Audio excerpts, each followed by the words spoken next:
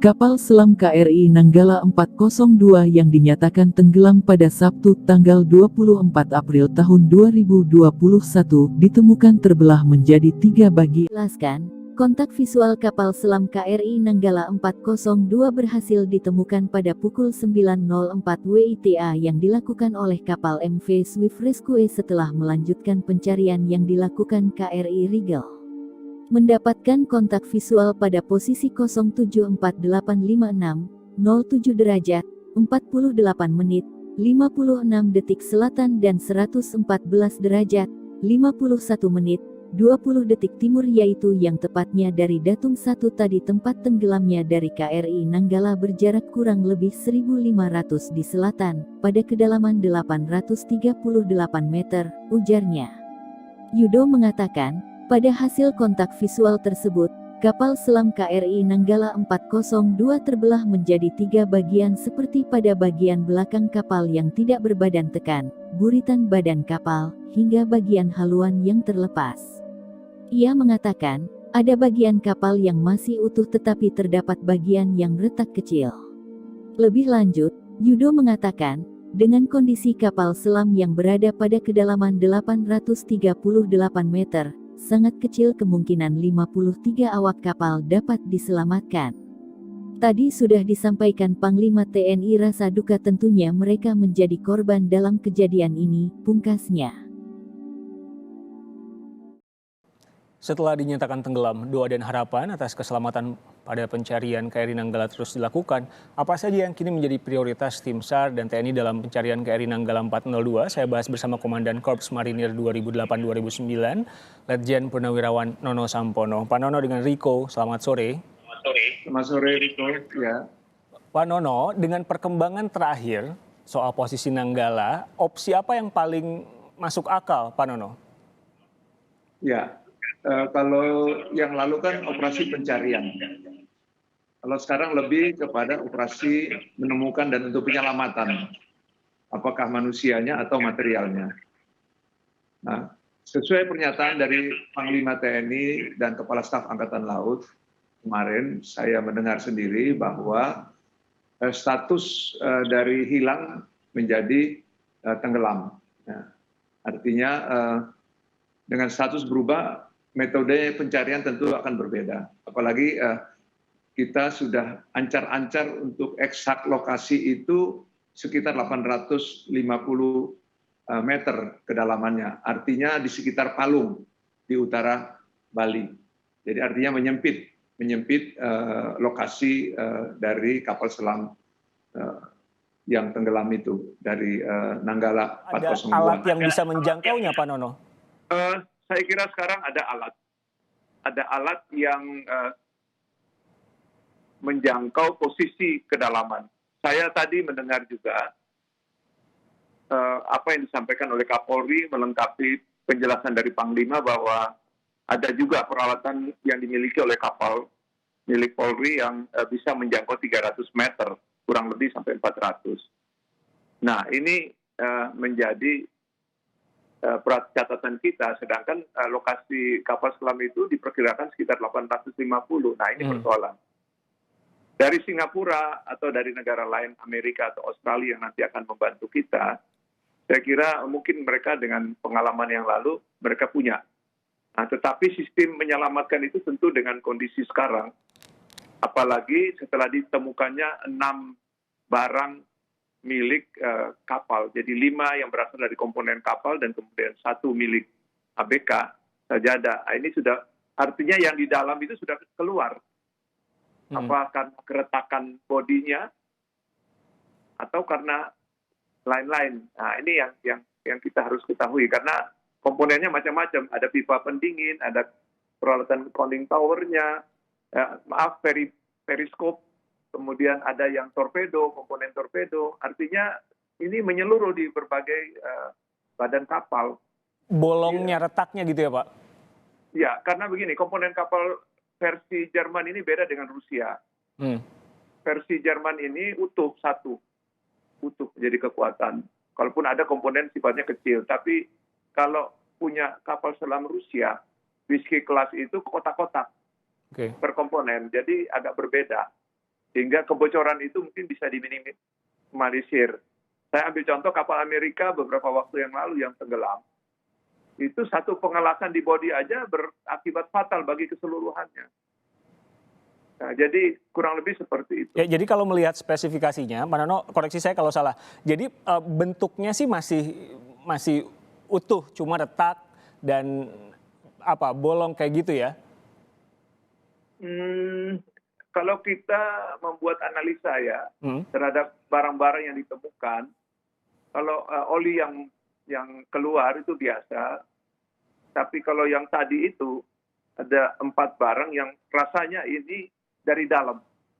Apakah milik ABK-nya maupun yang sajadah maupun peralatan yang tadi saya sebutkan. Yeah. Ada bagian dari periskop, ada bagian dari torpedo yang tempatnya lain. Tidak dalam satu lokasi, ada pipa pendingin dan seterusnya. Nah, dari sini ketahuan bahwa berarti barang ini keluar. Nah, keluar dari mana? Tidak mungkin keluar dari pintu yang ada, pasti karena keadaan ya, kasus ini, sehingga apakah terjadi keretakan sehingga menjadi, karena tekanan di bawah itu berkilo-kilo. Ya, berkilo-kilo. Pak Nono juga kan sempat menjadi kepala Basarnas, tentu mengerti kompleksitas apa yang sekarang dihadapi. Sebagai kepala Basarnas, memang saya punya pengalaman-pengalaman melakukan pencarian terutama di laut. Nah, selain kedalaman, alatnya kita nggak punya untuk menjangkau kedalaman itu, apa yang kompleksitas apa lagi yang dihadapi, Pak? Begini, kapal selam ini didesain untuk kepentingan operasi yang bersifat senyap. Dalam keadaan dia normal saja beroperasi, sulit dijangkau, apalagi dalam keadaan seperti ini.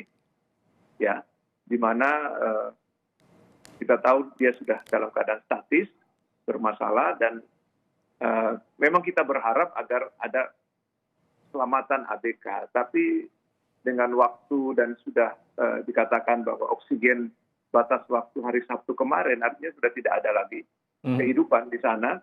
Dan artinya besar kemungkinan keretakan bahkan lebih dari sekedar keretakan. Ya, pengalaman yang punya Amerika itu sudah kayak kerupuk. Ya, dia melekat karena tekanan yang luar biasa. Tadinya kan dia ada ruang udara, ada oksigen, dan sekarang karena tekanan dia pecah dan kemudian pasti dia lengket. Kita banyak sekali yang berdoa untuk para patriot, 53 patriot ini. Kawan saya, eksekutif produser Kompas TV, nulis di website Kompas TV, dia mengutip Perdana Menteri legendaris dari Inggris, Churchill. Dia bilang kurang lebih gini, dari semua satuan dalam tentara, tidak ada yang menunjukkan pengabdian lebih dan menghadapi bahaya yang paling suram daripada satuan kapal selam. Pak Nano bisa nambahin soal ini? Ya, betul. Jadi prajurit-prajurit yang bertugas di kapal selam itu ada dikategorikan sebagai pasukan khusus, memiliki keterampilan dan kemampuan yang khusus, dilatih khusus, diseleksi secara ketat, dan mereka dijaga betul. Kesejahteraannya pun juga dilebihkan memang. Misalnya contoh, mereka dianggap kalau tentara biasa kan 1 tahun seperti biasa, tapi kayak kapal selam dan Denjaka itu secara berkala 1 tahun. Yang kedua, dalam arti uang makan dan kesejahteraan juga ada lebihnya. Nah, ini contoh bahwa ini memang dilebihkan karena memang kebutuhannya itu. Tetapi terlepas dari itu, tugasnya memang luar biasa. Kapal selam ini tugasnya dia sendiri, bergerak sendiri, dia harus mampu melindungi dirinya sendiri untuk tugas-tugas pengintaian, penyusupan, dan penghancuran secara diam-diam. Pernah saya juga katakan bahwa pengalaman di masa lampau, satu kapal dari Rusia menuju ke Kuba itu dicari sama satu gugus armada Atlantik, tidak ketemu. Berangkat sampai kembali tidak ketemu. Itu hebatnya kapal selam. Ya, satu hal yang pasti mereka di Nanggala ini didesain seperti itu. Nah, sehingga memang ada kesulitan.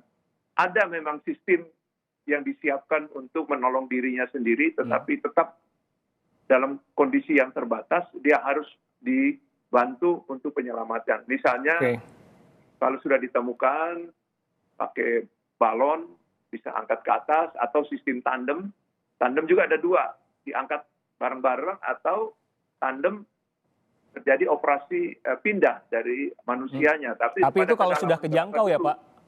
Iya, kedalamannya kalau lebih dari 100 meter itu persoalan tersendiri. Pak Nono, Pak, kapal selam ini kan nggak punya black box ya Pak? Nah, nanti untuk mengetahui apa yang sebetulnya terjadi supaya jadi pelajaran, apalagi alutsista kita usianya banyak yang lanjut, gimana cara nanti menyelidikinya Pak? Begini, kita wajib melakukan pencarian sampai ditemukan. Karena ini penting, kita akan menemukan apakah ini human error atau material error. Dan kalau kita bicara material, mestinya ada kaitan dengan kebijakan. Kebijakan di tingkat atas sampai ke tingkat bawah. Jadi dengan kondisi alutsista yang sudah 40 tahun lebih, ini persoalan di mana negara lain dia menganut sistem ya 25 sampai 30 tahun maksimal lah. Sudah pensiun. Nah, alutsista yang seperti kapal selam, pesawat terbang maupun tank-tank amfibi itu berisiko tinggi. Sehingga kebijakan untuk pengadaan atau perbaikannya betul-betul harus rigid.